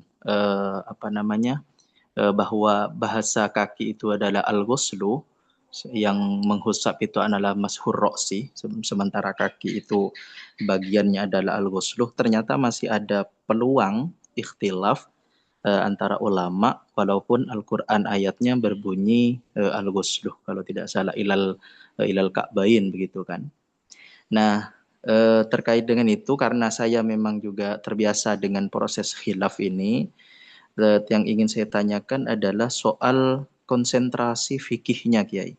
Dalam hal ini kan yang berbeda pendapat itu Imam Hasan Al-Basri dan Imam Muhammad bin Jarir At-Tabari, di mana dua ulama ini yang terjadi khilaf itu dalam konsistensi madhabnya gimana, Kiai? Dalam artian ini kan khilafnya bukan di antara imam mujtahid begitu, tapi di bawahnya lah paling tidak. Dan apalagi Imam Hasan Al-Basri yang familiar itu kan beliau sufi, tidak ada dibicarakan soal fikih, minim sekali. Begitu juga Imam Jarir At-Tabari itu yang familiarnya soal hadis begitu, Kiai. Nah, jadi konsistensi kepada ranah fikihnya, nah itu bagaimana? Karena saya sangat bisa sekali memanfaatkan ini karena ada kondisi-kondisi, walaupun di Indonesia sendiri kondisi di mana yang memang harus kayaknya mengusap tanpa harus membasuh begitu, Kiai. Ada pernah saya mengalami keadaan seperti itu. Terima kasih, mungkin itu saja yang bisa ditanyakan, Kiai. Ngapunten seorang, Kiai. Enggak, satu bangsa. Monggo. Assalamualaikum warahmatullahi wabarakatuh. Itu saja, Kiai. Waalaikumsalam. Baik, terima kasih kepada Bapak Kiai Haji. Apakah mau langsung dijawab atau mau ditampung dulu ya, Pak? Langsung 3 aja, Mbak. Oke, berarti kita berlanjut kepada penanya selanjutnya. Tadi sudah ada Saudara Zaki. Kepada Saudara Zaki bisa langsung memberikan pertanyaan. Ya. Baik, terima kasih kepada saudari moderator yang telah memberikan saya kesempatan. Masya Allah, sangat bahagia ya bisa bertemu dengan Pak Kiai Khazinatul Asror, Kiai Khazin. Sebelumnya perkenalkan Pak Kiai, nama saya Muhammad Zaki Farhan, asal Jakarta. Eh, dari penjelasan Pak Kiai itu yang mengenai banyak sekali keringanan ya bagi kita yang tinggal di Jepang itu kemudian saya teringat satu kaidah yang eh, cukup masyhur mungkin ya, al-ami la madhabalah itu. Oke. Bagi orang awam itu tidak memiliki madhab. Nah, kemudian eh, juga kan kita sebagai aswaja itu harus memilih salah satu dari 4 mazhab itu kan, yaitu Imam Hanafi, Syafi'i, Maliki atau Hambali. Nah, pertanyaan saya adalah bisa memunculkan kaidah al-ami la madhabalah. Sedangkan kan kita sebagai muslim harus punya pegangan satu mazhab gitu. Oke. Apakah ini mutlak atau harus pada kondisi tertentu saja kaidah ini digunakan atau bagaimana ya Pak Kiai? Mungkin itu saja pertanyaan dari saya. Syukron katsiran Pak Kiai. Oh iya, kemudian. Baik, terima kasih kepada Saudara Zaki. Kita berlanjut kepada penanya ketiga. Baik, terima kasih kepada Saudara Zaki. Kita berlanjut kepada penanya ketiga sekaligus penanya terakhir dalam kuartal pertama ini. Kepada Saudara Ahmad Dini, kami persilakan untuk memberikan pertanyaan. Baik, terima kasih. Assalamualaikum warahmatullahi wabarakatuh. Ini kepada Saudara Ahmad Dini, kami persilakan memberikan pertanyaan. Baik, terima kasih ya. Ada beberapa pertanyaan sebenarnya yang secara fikih aqliyat ini penting untuk dipelajari dan dipraktekkan. Yang pertama, Pak Yai Khazin, perkenalkan saya Ahmad Dini dari kampus UIN Malang. Kebetulan kemarin sowan ke PCNU Jepang untuk ada tugas dari kampus riset, salah satunya juga membahas fikih aqliyat. Yang pertama terkait fikih yang ringan-ringan atau fikih elastis, fikih second opinion ini itu konsep-konsep semacam talfek, semacam madhab apapun dalam satu qodiyah pekerjaan atau qodiyah sholat misalnya, qodiyah wudhu misalnya, itu apa boleh misalnya basuh wajahnya pakai madhab syafi'i, basuh rambutnya madhab syafi'i, nanti basuh kakinya pakai madhab yang lain. Kalau sependek pengetahuan saya kan memang tidak boleh di anak atau di mana-mana itu. Tapi kalau memang boleh, itu batasannya apa? Ataukah kita harus mempelajari fikih wudhunya Imam Hasan Basri secara keseluruhan, atau boleh kita gabung-gabung? Karena ambil pendapat yang ringan-ringan. Khawatir kalau kita cari gampang atau mudahnya saja nanti agama Islam itu mudah, tapi nanti jangan sampai dianggap apa ya, sakara video atau semuanya sendiri. Itu batasannya bagaimana? Batasan yang paling elastis di tempat yang memang ada kesulitan. Pertanyaan kedua tentang konsep masul khuf ya. Ini juga kita temukan di beberapa teman-teman yang bekerja di peternakan maupun pabrik yang memang mungkin sepatunya atau konsep toiletnya toilet kering. Itu kalau mashul khuf di kitab-kitab Fathul Qorib itu kan agak ketat persyaratannya ya. Dan konsep sepatunya pun sepatu yang model-model kalau di Munjid itu kan gambarnya seperti itu gitu ya. Nah itu mashul khuf yang model sekarang itu apa bisa misalnya kaos kaki atau sepatu Skechers, Sneakers, Keds dan lain sebagainya, itu apa bisa? Dan apa harus seketat syarat-syarat di Fathul Qorib dan lain sebagainya? Mungkin itu saja yang saya tanyakan sekarang. Terima kasih. Assalamualaikum warahmatullahi wabarakatuh. Baik, terima kasih kepada Saudara Ahmad Dini atas pertanyaannya. Hal itu sekaligus menutup kloter pertama. Saya persilakan kepada Kiai Haji Ma'ruf Khozin untuk memberikan jawabannya.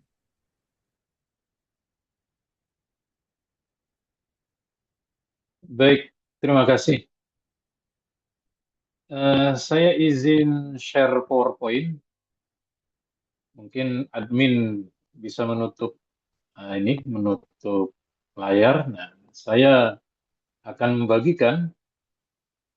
Jadi terkait pertanyaan pertama soal madhab Hasan al-Basri, betul kita hari ini lebih mengenal Imam Hasan al-Basri itu sebagai ulama tasawuf atau juga sering riwayat asar ataupun juga hadis.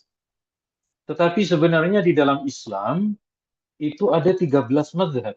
Ya. Jadi 13 madhab itu semuanya terbukukan, ada 13, itu diantaranya di Hasan al-Basri nomor 3, Ibnu Jarir at-Tabari itu ada di 13.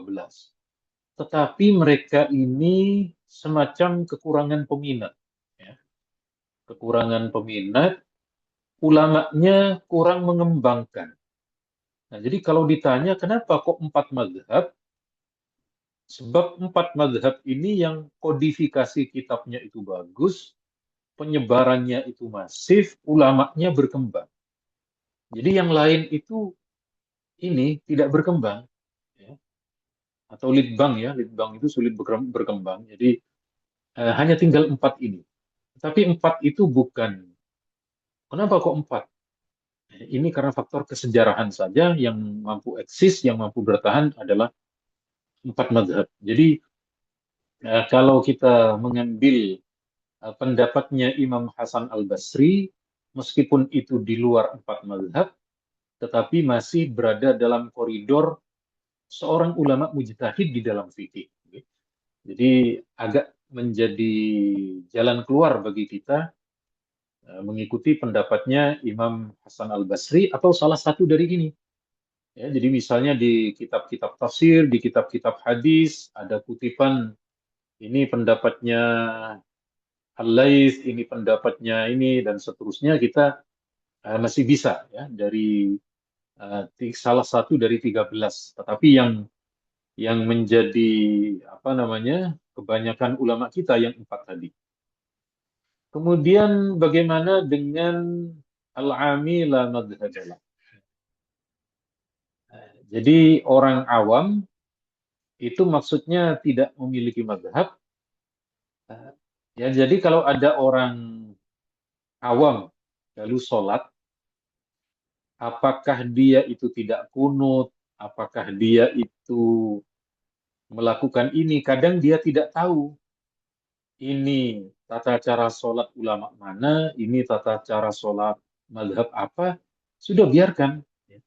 Biarkan karena memang dia tidak berkesempatan mempelajari, tidak berkesempatan untuk jauh mempelajari berkaitan dengan fikih itu. Jadi al-amila madhabalah itu semacam memberi keringanan, ya, memberi keringanan karena kemampuan kita kan macam-macam. Saya alhamdulillah oleh Allah diberi kemudahan mempelajari ilmu agama. Tapi begitu kena ilmu matematika, wah mundur saya. Mundur dengan teratur, mundur dengan tertib. Jadi kalau ditanya warisan, wah tidak bisa jawab saya. Ya, apalagi urusan warisan itu urusan hartanya orang, kita tidak tahu, cuma dikasih tahu angka-angkanya, disuruh mikir kita. Ya, mohon maaf cari yang lain saja yang mau mikir. Jadi kalau saya ini, tidak kuat dengan ilmu yang ada statistik, angka gitu, malah bingung saya. Nah, orang awam terkadang juga begitu. Dia kalau ketemu angka, dia semangat. Kalau dia mempelajari satu ilmu tertentu, dia semangat. Tapi begitu kena huruf hijaiyah, langsung puyeng dia. Ketemu huruf, huruf kaf, huruf macam-macam, itu dikira rajah macam-macam. Nah, itu sudah. Dia diberi keringanan untuk kemudian melakukan hal itu semampu dia, sebisa dia. Yang terpenting dalam hal-hal yang wajib dia tetap menjalankan dan tidak meninggalkan hal-hal yang wajib. Kemudian yang ketiga, terkait dengan apa namanya, masalah talfek. Talfek itu menggabung dua mazhab dalam satu koridor ibadah. Ya, jadi betul di fikih kita, di fikih Syafi'i itu tidak boleh talfek itu. Talfek itu ibaratnya mazhab Syafi'i bagus, mazhab Imam Malik bagus. Kalau dicampur malah tidak karuan. Sama Anda penikmat nasi goreng. Nasi goreng itu nyaman. Bakso juga nyaman. Tapi kalau nasi goreng sama bakso dicampur, kata itu jadi ambiar ya. Jadi tidak ketahuan rasanya. Kata Didi Kempot ya. Jadi ambiar, maka kemudian tidak bisa dimakan. Jadi di dalam mazhab Syafi'i seperti itu. Tetapi di dalam mazhab Imam Malik boleh. Nah, jadi kita tadi karena Anda berada di luar negeri, untuk jangankan mempelajari dua mazhab, mempelajari satu mazhab saja belum tuntas. Jadi kita ambil yang ringan aja, bahwa Imam Malik itu membolehkan talfek di dalam satu rangkaian koridor ibadah, itu boleh. Ya. Bahkan ini ada di kitab risalahnya Mbah Hasim. Mbah Hasim itu nulis risalah ahli sunnah, kata beliau, di bagian bab mazhab itu, kalau ada dari kita orang awam melakukan satu ibadah yang tidak kita ketahui ini mazhab siapa, baru ketahuan nanti 1 tahun yang akan datang. Itu sah kata beliau, boleh. Ya, boleh apa namanya, tahu mazhabnya di belakangan itu boleh, tidak ada masalah. Kemudian yang kedua, bagaimana dengan khuf? Bagaimana dengan sepatu boot muzah? Kalau kita kan tidak ada ya. Di kita itu kalau sholat kita naik ke musola, ke masjid, sandal kita dilepas. Nah, saya pertama kali tahu itu dari seorang tentara. Ada tentara itu bertugas di Libanon. Nah, tentara Indonesia itu kalau ke masjid, sepatu dan juga kaos kakinya dilepas. Lalu mereka terkejut ada tentara Arab sholat pakai sepatu itu, sepatu tentara itu. Kalau di sini ya sepatu hansip atau sepatu banser lah. Ya. Jadi sangat tidak cocok kalau kiai yang pakai sarung lalu sepatunya sepatu banser, itu sama sekali tidak pantas itu. Ya, jadi dikira kiai sambil nyembi menjadi banser. Nah, beliau itu terkejut, kirim ke saya, Pak Yai, ini ada tentara Arab pakai sepatu. Ini tidak umum ini, karena sepatunya kan bolong-bolong. Sementara di dalam mazhab Syafi'i, sholat pakai sepatu yang dicontohkan oleh Nabi itu sepatunya dari kulit, anti air, tidak tembus air. Nah, kalau sepatu yang sekarang tembus semua. Nah, saya pernah ke Turki juga begitu. Di Turki ternyata ada kaos kaki. Kaos kaki itu tidak terlalu tebal, juga dipakai di sana. Kalau di musim dingin. Nah, ternyata setelah saya telusuri, setelah saya kaji, di mazhab Imam Ahmad, seingat saya itu mazhabnya Imam Ahmad, yang namanya sepatu khuf ataupun sepatu boot itu tidak harus dari kulit. Kaos kaki sudah bisa. Saya tidak tahu apakah metode kias, kemungkinan metode kias, karena yang dipakai oleh Nabi itu memang dari kulit. Tapi pada intinya, kalau yang ini, yang pakai kaos kaki itu masih ada dalam lingkup 4 mazhab. Jadi intinya seperti itu. Matur nuwun, matur sekelangkung, thank you. Jazakumullah. Monggo, kalau masih ada lagi, saya persilahkan. Baik, terima kasih pada Kiai Haji atas jawabannya. Karena kita masih ada waktu, maka saya akan buka kloter kedua untuk sesi tanya jawab ini. Kepada para hadirin peserta yang ingin bertanya bisa angkat tangan. Mungkin di sini untuk penanya pertama sudah ada saudara Kang Muslim. Kepada saudara Kang Muslim dipersilakan untuk memberikan pertanyaannya. Cek. Sekarang suara saya? Halo? Iya, kedengaran. Assalamualaikum warahmatullahi wabarakatuh. Terima kasih atas kesempatan yang diberikan kepada saya, acara yang diadakan oleh PCINU Jepang. Memang menarik sekali ya Ustaz Ma'ruf Fauzin mengenai talfik itu. Luar biasa tadi jawabannya, menambah ilmu untuk kita semua. Saya ingin penegasan sekali lagi, berarti Kiai Ma'ruf Fauzin menggunakan talfik itu boleh yang tidak dalam yang di dalam satu qodiyah ibadah itu menggunakan pendapatnya Imam Malik. Berarti kita memang boleh talfik walaupun dalam satu qodiyah itu saja. Kalau kita mengikuti pendapatnya Imam Malik tadi ya. Itu yang pertama. Kemudian yang kedua yang ingin saya tanyakan mengenai makanan yang tidak ada cap halalnya. Apakah berarti cukup seperti yang Kiai Ma'ruf Fauzin tanyakan tadi, yang sampaikan tadi, bahwa ya sudah kalau kamu yakin, kamu nggak ragu, selama kelihatannya makanan itu halal ya kamu makan gitu. Selama makanan itu tidak ada mirasnya di situ, yang penting kelihatannya ayam ya sudah makan saja gitu. Kemudian yang ketiga mengenai wirai.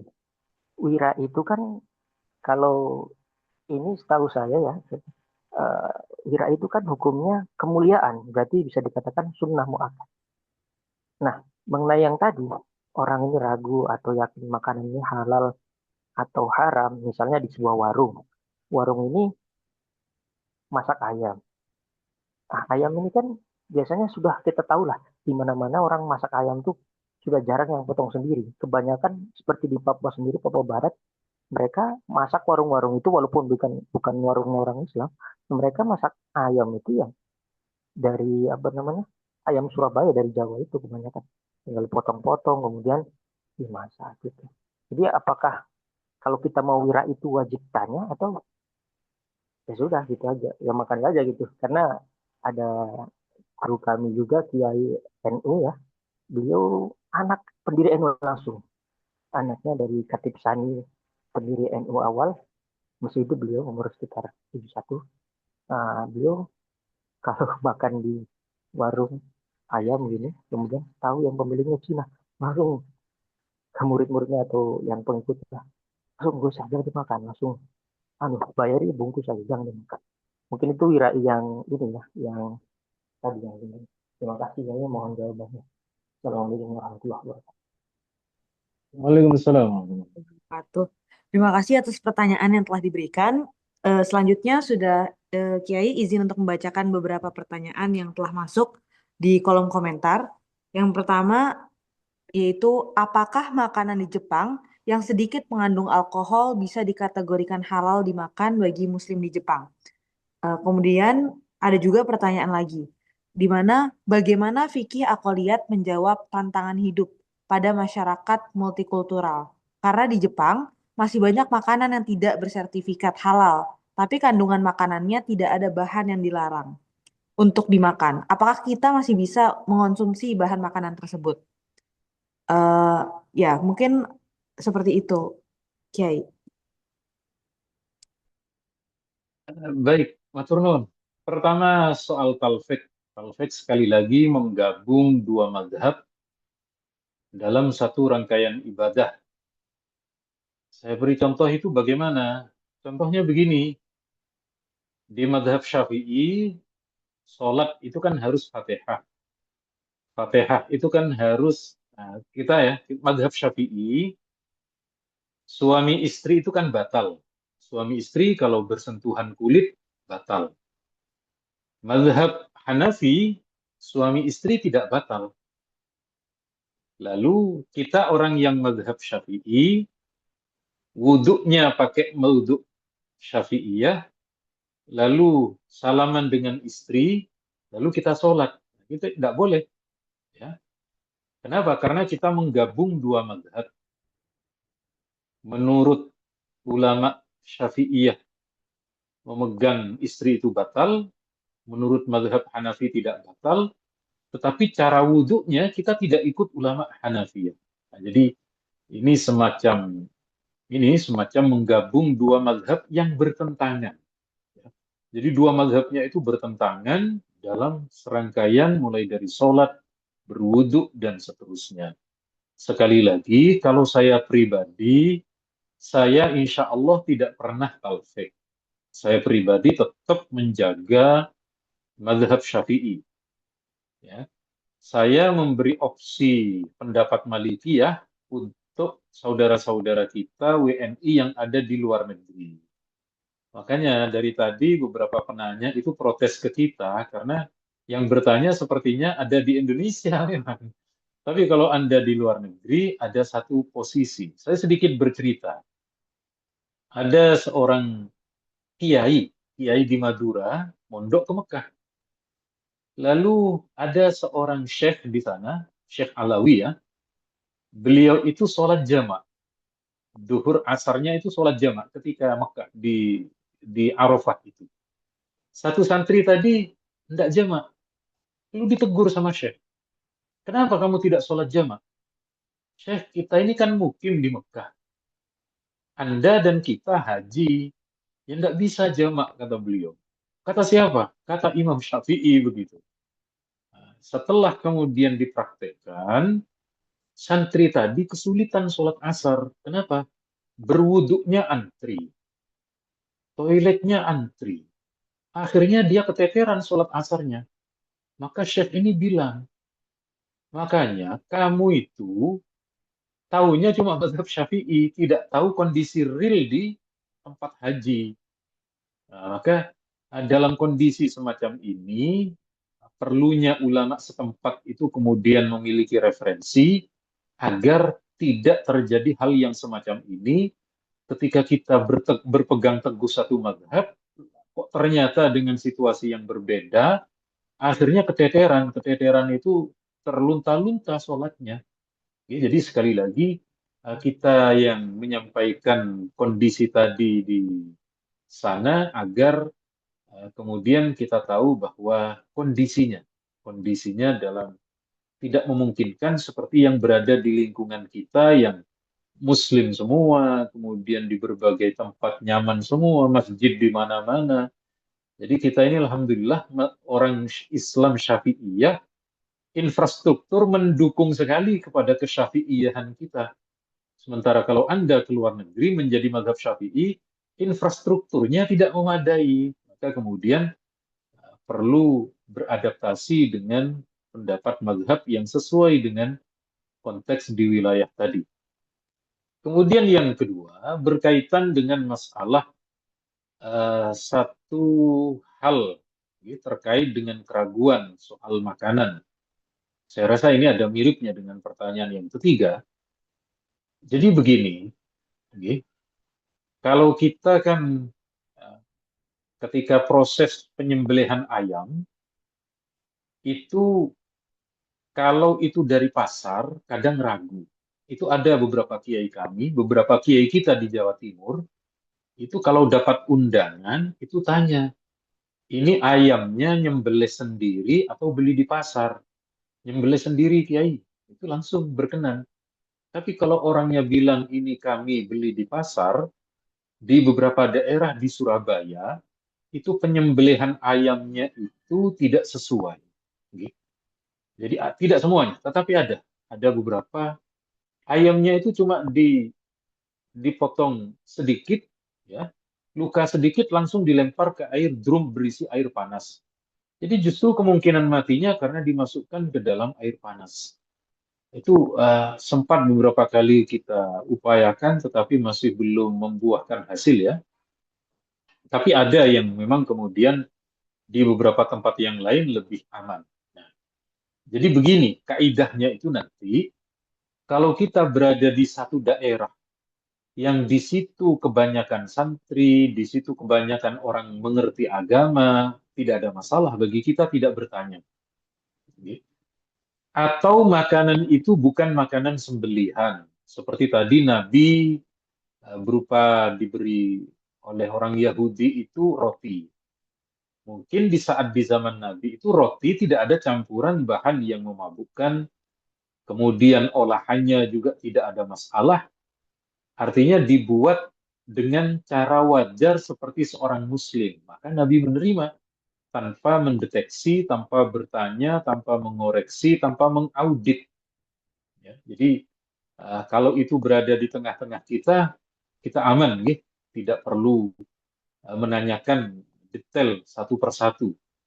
Tapi sekali lagi, andaikan kemudian ragu, andaikan kemudian juga tidak menjadi tenang, maka secara wirainya kita juga menjaga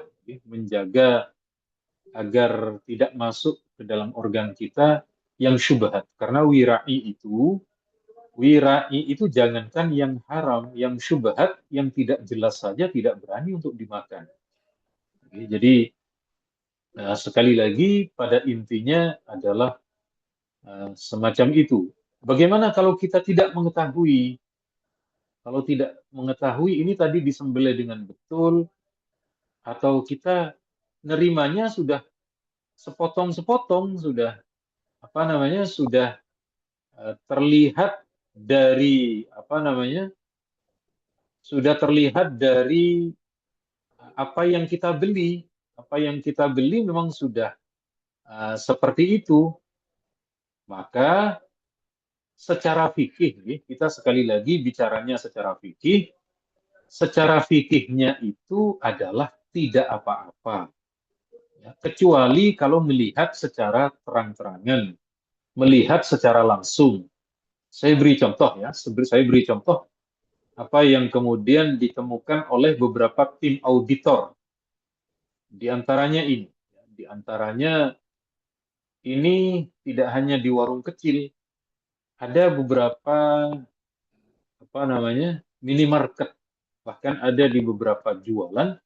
Nah, kalau kelihatan begini, ya, ini sudah tidak bisa ditakwil, sudah kelihatan kalau kemudian penyembelihannya tidak syar'i. Nah, kalau kemudian betul-betul kelihatan, maka tidak boleh. Tapi kalau itu kita menerima dari tempat yang biasanya syar'i, atau kita tidak melihat secara langsung, itu kecenderungan fikihnya boleh. Ya. Kecenderungan fikihnya, apalagi di negara kita kebanyakan adalah Muslim. Tapi ini memang kembali ke person masing-masing. Ya. Saya juga begitu. Saya punya pengalaman datang di FKUB. FKUB itu Forum Kerukunan Umat Beragama. Jadi ada berbagai agama ya di situ. Lalu kemudian ada yang suatu ketika giliran ke rumah pendeta. Giliran ke rumahnya non-Muslim. Kalau itu non-Muslim mengerti, dia catering ke warung halal. Ya. Ke rumah makan halal. Jadi biasanya ada beberapa pendeta. Jangan khawatir Kiai, ini makan. Kami cateringnya di warung ini. Itu kan tidak ada masalah. Tapi kadang ada beberapa tokoh agama itu yang kemudian dia memasak atau bagaimana. Ya, jadi kadang ya itu tadi, kami yang Muslim itu cari yang aman-aman saja. Ya, yang bukan sembelihan, yang lebih ringan. Ya, jadi tahu, tempe, atau telur dadar, meskipun kita tidak tahu nanti bejana atau wajan, kata orang Jawa, kena minyak itu bagaimana, tapi itu lebih ringan. Ya. Lebih ringan daripada yang sembelihan, yang makanan olahan dari sembelihan itu. Nah, jadi dari kami juga begitu. Kalau kita dari Kiai NU agak sedikit berhati-hati. Ada yang dari akademisi, Muslim juga. Ini yang penting makanan halal bukan babi, langsung dimakan. Jadi itu memang lebih kembali ke masing-masing person. Masing-masing person. Pada intinya bagi kita monggo kula kali panjenengan seikhtiar upaya kita untuk kemudian menjaga dari apa yang kita mampu dalam makanan itu. Jadi saya cukup sekian karena saya ternyata sedang keliru agenda ya. Ini sedang di Pontianak di Kalimantan Barat. Jadi tapi tidak ada masalah. Ini ada ada kelonggaran ya, alhamdulillah. Dari saya mungkin cukup sekian karena sudah pas ini, sudah jam 20. Maka saya mohon maaf kalau yang kurang jelas, nanti mungkin bisa di Japri ya. Japri itu bukan jaringan pribadi, bukan. Tapi jagongan pribadi. Kalau jagongan kan lebih santai. Nah, dari saya cukup sekian. Mohon maaf yang tak terhingga. Wassalamualaikum warahmatullahi wabarakatuh. Waalaikumsalam warahmatullahi wabarakatuh. Kami sampaikan terima kasih banyak pada Kiai Haji Ma'ruf Fauzin atas materi yang sangat berbobot yang kami belajar banyak hal dari pertemuan kali ini dan sekaligus diskusi yang sangat aktif dari seluruh peserta yang telah hadir. Kami memohon maaf juga kepada seluruh peserta yang belum berkesempatan untuk bertanya, mungkin bisa langsung melalui PC Kiai Haji Ma'ruf Fauzin. Dari penyampaian materi tersebut dapat kita tarik garis besar di mana terdapat tahapan-tahapan yang dapat kita lakukan mulai dari identifikasi makanan dari labelnya, menanyakan kepada sesama muslim, maupun dari memilih makanan yang vegetarian dan kalau dalam kondisi darurat tertentu maka bisa mengambil langkah-langkah khusus. Namun sebagaimana sudah didiskusikan juga bahwa kita bukan berarti dapat menginterpretasikan secara tidak terbatas, tapi tetap harus melaksanakannya secara hati-hati dan juga tetap harus menjaga peraturan-peraturan yang telah ada baik dari mazhab-mazhab yang telah ada maupun mazhab-mazhab kontemporer itu sendiri. Begitu saja pertemuan webinar internasional pada malam hari ini. Saya selaku moderator memohon maaf apabila selama membimbing berjalannya acara malam hari ini terdapat banyak sekali kekurangan. Semoga seluruh peserta membukakan pintu maaf yang sebesar-besarnya. Untuk selanjutnya, sekian dari saya. Wassalamualaikum warahmatullahi wabarakatuh. Saya kembalikan kepada MC.